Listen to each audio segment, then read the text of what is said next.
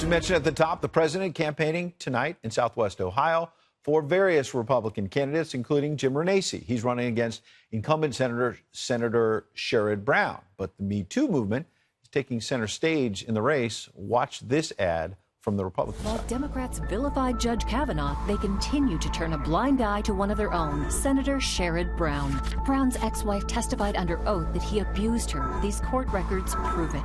A restraining order was issued to protect her, which Brown violated, physically and verbally abusing the mother of his children. End the hypocrisy. Call Sherrod Brown, tell him to resign.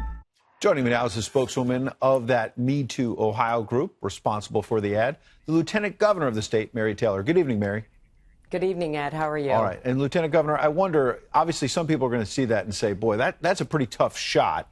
But I think you seem to believe Democrats were going so hard after now Justice Kavanaugh, then Judge Kavanaugh, that what's good for the goose is good for the gander. Well, look, the Democrats have to end this hypocrisy. They are okay with certain things as long as it's defending the right person. But you look in this situation where you had Senator Brown and the other Democrats fighting against the nomination of then Judge Kavanaugh against uncorroborated allegations. Yet in this case, Senator Sherrod Brown has documented in court filings of his abuse of his now ex-wife. It's right. Hypocrisy, and it's time for Senator Sherrod Brown to be held accountable for his actions, and we are calling on him to step down. Now, obviously, you're talking about court records compared to uncorroborated evidence that was brought against Justice Kavanaugh. I want to be fair to Senator Brown. The Democrats are running this ad, and I want you to respond to that. Watch. You've been hearing a lot about our family, and I want to set the record straight. Divorce can be difficult, and ours was no different. But the political attacks against our family are just wrong. Not only am I glad to share 4 wonderful grandchildren with Sherrod and Connie, but I couldn't be prouder to have Sherrod Brown as Ohio's senator. I understand politics can sometimes be nasty, but Jim Renacci should be ashamed. So obviously that is Senator Brown's ex-wife.